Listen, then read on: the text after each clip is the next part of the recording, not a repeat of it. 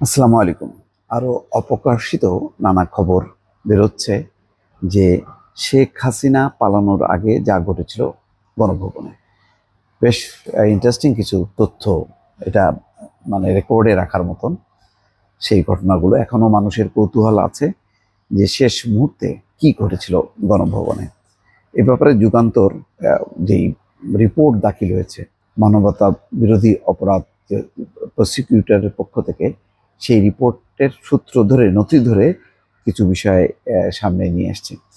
যে জুলাই আন্দোলনের গণভবনে রুদ্ধদ্বার অবস্থায় কাটানো শেষ 2 দিন শেখ হাসিনা যে কোনো মূল্যে আন্দোলন দমন করতে চেয়েছিলেন। 4 আগস্ট রাতে গণভবনের প্রধানমন্ত্রী শেখ হাসিনার সঙ্গে উচ্চ পর্যায়ের গোপন বৈঠক হয়।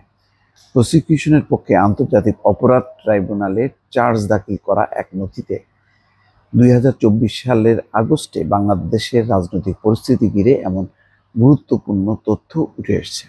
রোববার জুলাই অভ্যুত্থানের সময় রাজধানীর চাংখারপুল এলাকায় সংঘটিত মানবতা বিরোধী অপরাধের মামলায় আনুষ্ঠানিক অভিযোগ দাখিল করা হয়েছে। 4 আগস্ট দুপুর থেকে 5 আগস্ট দুপুর পর্যন্ত গণভবনে চলা নানা বৈঠকে শেখ হাসিনা আন্দোলন দমাতে সর্বোচ্চ পদক্ষেপ নিতে বলেন এবং এই ক্ষেত্রে তারেক সিদ্দিকী সবচেয়ে অগ্রণী ভূমিকা ছিল, সেই কথা রিপোর্টে এসেছে। নথিতে বলা হয়, সেনাবাহিনী প্রধান সহ আইন শৃঙ্খলা বাহিনীর কর্মকর্তাদের সঙ্গে বৈঠকে শেখ হাসিনা বলেন, যা হওয়ার হবে, আমি ক্ষমতা ছাড়ব না। ওই বৈঠকে শেখ হাসিনা শক্ত হয়ে বিক্ষোভ দমনের নির্দেশ দিলে উপস্থিত অবসরপ্রাপ্ত মেজর জেনারেল তারিক সিদ্দিকী এতে সমর্থন জানিয়ে বলেন, গুলি চালিয়ে কিছু লোককে মেরে ফেললেই বিক্ষোভ এমনিতেই দমন হয়ে যাবে। তাছাড়া তারেক সিদ্দিকী বিমান বাহিনীকে হেলিকপ্টার থেকে গুলি চালানোর কথা বলেন। বৈঠকে উপস্থিত এক সামরিক কর্মকর্তা রেগে যান। তিনি প্রধানমন্ত্রীকে উদ্দেশ্য করে বলেন, এই লোকটি আপনাকে ডুবিয়েছে এবং আরও ডুবাবে। ঠিক এই সময় এক অপরিচিত ব্যক্তি গণভবনে প্রবেশ করলে শেখ হাসিনা সভা শেষ করেন। ট্রাইব্যুনাল নথি অনুসারে শেখ হাসিনার ছোট বোন শেখ রেহেনা পর্যন্ত পা ধরে অনুরোধ করেছিলেন পদত্যাগ করার জন্য, তবে তাতেও তিনি রাজি হননি। পরে সামরিক কর্মকর্তারা শেখ হাসিনার ছেলে সজীব জয়ের সঙ্গে যোগাযোগ করেন। জয় মাকে পরিস্থিতি বোঝাতে সক্ষম হন এবং এরপরেই শেখ হাসিনা পদত্যাগে সম্মত হন। নথিতে আরও উল্লেখ করা হয়েছে, শেখ হাসিনা চেয়েছিলেন একটি বিদায়ী ভাষণ টেলিভিশনে প্রচার করতে, তবে সামরিক কর্মকর্তারা তা অনুমতি দেননি।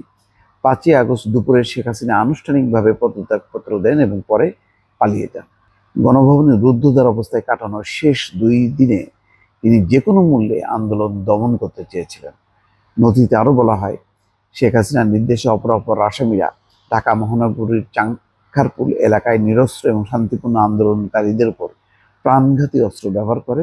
গুলিতে স্কুল ছাত্র শাহরিয়ার খান আনাস, শেখ মাহাদি হাসান জুনায়েদ, মোহাম্মদ ইয়াকুব, মোহাম্মদ রফিক হলদার, মোহাম্মদ ইসমামুল হক এবং মানিক মিয়া সহ অন্যরা শহীদ হন।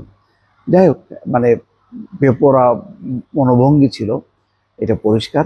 এবং এই ক্ষেত্রে শেখ হাসিনার সাথে সাথে তার যে অনমনীয় মনোভাব, তারিক সিদ্দিকী তার যে নিরাপত্তা সামরিক উপদেষ্টা, তিনিও সেইভাবে নির্দেশ দিচ্ছিলেন, কিন্তু সৌভাগ্যক্রমে সশস্ত্র বাহিনীর বিমান বাহিনী বা সেনাবাহিনী তাতে সাড়া দেননি, রাজি হননি। ফলে এই অবস্থায় শেখ হাসিনার পতন ঘটে। এই সমস্ত খণ্ড খণ্ড চিত্র দর্শক এখনো বের হয়ে আসছে, যার প্রতি মানুষের গভীর আগ্রহ রয়েছে সেগুলো জানার, যে শেষ মুহূর্তে পালানোর আগে গণভবনে কি ঘটেছিল। দর্শক ভালো থাকবেন, আল্লাহ হাফেজ।